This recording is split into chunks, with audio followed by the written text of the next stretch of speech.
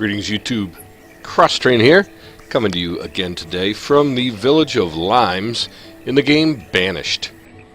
I'm bringing you episode number 8 with this village, and well, I was just kind of recapping this morning. I was looking through my channel, my videos on the village of Limes, and going back to my very first video, which was taken in year 16 in this village when I was struggling just to get things going, because a tornado had struck here, if you recall, if you've watched the rest of the series, and wiped out all but 2 of my children, and almost all of my adults were past the childbearing age. I think I had 1 or 2 possibilities. It was one young family with 1 child, and then there were 2 single childbearing age adults as well, 1 a male, 1 a female, but they didn't live in the same household. And so if you recall, I was hoping to build a fertility clinic for my old people, and hoping those 2 guys would check each other out one day walking to work. At any rate, that was a long time ago. That was in year 16, the spring of year 16. Here in episode 8, we have gone 20 years in game time since the last video, which ended in the year of 71, the early springtime. And things have certainly continued to change. When we left you in video number 7, episode number 7, the population was at 420 citizens, and things are going pretty well. So where are we at today? Well, let's just take a look at City Hall. We are going to pull it down here, and we can see that we are in year 91, so we are 20 years later. We are in early spring again, and we are at 684 residents. Now, before I show you around, let me show you the latest production, just to see what the stability of Limes looks like. If we go over here to last year, we see that in logs, I'm still producing almost 2,200 logs a year and only using 1,600. 400 plus stone, using less than 400. Produced 184 iron and used a little bit more. That was in building, so I'm not worried about that imbalance. Fuel, 5,300 fuel, and we only used 4,500. 300 tools we built, only used 200, so we're in good shape there. Food, look at this, almost 76,000 units of food we produced, and we consumed almost 73,000. So that's a lot of food to feed a population of 684 people. You can see herbs were just about even.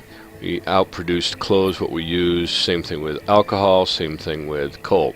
So we are very, very stable from where that looks like. If you go back here and, well, let's look at it here. We have currently in storage almost 67,000 units of food, which is almost a year's worth of food. 35,000 units of fuel, 13,000 logs, plenty of stone and iron for building. So let's go ahead and get this thing rolling. We'll go 2x speed, and let's take a look around. We are, of course, in the normal, or the part that we start every map. This is our very first stone quarry. You can see what's going on around here. I think we've seen all of this. The original settlement, if you guys go over here and you look, you remember this is where my original cabin was, or trailer was, whatever the heck that's called, the wagon, that's it, that my original 13 or 14 settlers came in. And this is the area around that, my original hub here. As I create these hubs. After that, we went off to the, let's call it the east, and created the secondary hub. And this area here with a second school. Marketplace, this became all agriculture. I think we saw it last video. All agriculture. Built another church over here. Brewery right next to the church. Felt that made some sense. This was my 3rd hub that I built over here. Again, lots of agriculture here. Built some houses in here. Obviously, most of these houses were built prior to me beginning to build stone houses, which you see right there. This is a later addition. So we built this stone house here, but most of the rest of this was built before I started switching everything to stone construction. Here's a late iron mine that I built. Actually, I'm producing coal out of this mine, so you can say I've got a ton of coal. In fact, what I'm lacking more than anything is some storage space, so probably need to figure out how the heck to get some more storage. Through this tunnel that comes from there, there's my tunnel right here, goes through here. Again, we've got some more farms. You saw this. This is I got the achievement Golden Gate Bridge for building this bridge. This led over to again, the western part of the map. I did build this. Nobody's in it. It's a boarding house. It's for nomads when they come to town, or homeless people. I don't have any, so but I built it so I'd get an achievement, which is I build at least one of every single type of building. So lots of farms, fields. You can see I grew up. Here's my town hall and my and some other stuff over here. My original coal mine was here. Built a lot of this up. Continuing over here, you can see lots of fields. Again, several expanded quarries, stone quarries. You can see all of this stone storage and stone and iron and coal, and I think this is where we finished up in episode 7. I just built this and just built this, as well as these buildings right here. The pub was not yet built. So let me show you this. I've expanded a little bit, of course, put a few more houses in here. So let me show you what's gone on as I've continued. There are just a ton of farms, fields, orchards, all kinds of things over here on the north part of the map. I've got a working coal mine as well over here. Built another hub here. Lots of fields, as I said. I continued throwing some fields in over here. Built another church. Built myself a little neighborhood here, as well as the beginnings of some more houses. So I've got some room for expansion here. So I got a nice little neighborhood going on right here. Then back here, again, a bunch of fields. Another, that's an iron mine, stone quarry here that they're working right now. And you can see I've still got some fields to start. I haven't started working on them yet, but I've got a bunch of fields over here. And then over the ridge line here, I built myself a second bridge. This comes from my original settlement, again right here. Bridge goes across to another hub back here. And a little village kind of to support that as well. Have another cemetery over here, which is good because I don't have a lot of cemetery space. Got nobody buried in there yet. And then my newest creation is a path back from this edge of the map back to, this is my second hub that I built. Well, I've got a neighborhood, as you can see, planned for this piece of property over here. So, and I've got some houses. I have just one farm that's over here that's still working on completing this pasture here. So there'll be a pasture there as soon as it gets done. So that is what is going on here in Limes. It is grown immensely. I am pretty much out of land. I have literally occupied almost this entire map. You can see the edges of the map right there.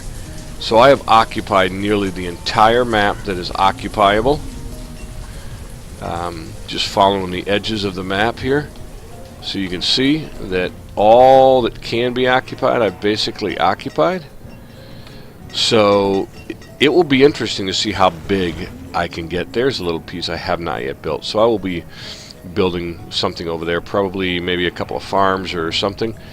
As this population continues to grow, I am going to have to, of course, produce even more food. One of the things that, I'll tell you what I'm going to do is, this is one of the other fun things. So what I'm going to do is I will start these guys building all of these houses here.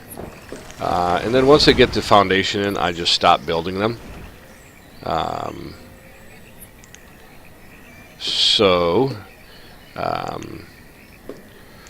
That way it's a real quick build when I do decide to finish them off.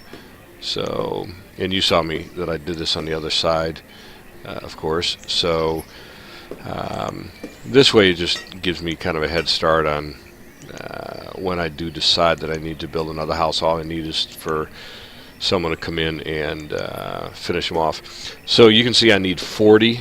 I have work for 40 jobs, and I only have 2 builders right now, so it's time for me to put 40 builders in there. There you go. I still have 99 laborers. This is one of the things when you get big populations, is you get a lot of this.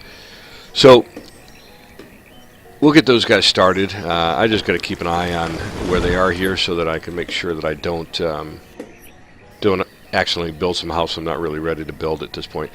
Something to keep an eye on, though, and this is one of the challenges. You can see right now I've got 333 families and only 193 homes, which means that I've got 140 families that are not in their own homes. This is a problem. It can be a problem. It's a potential problem. It's certainly something to keep your eye on if you play in this game.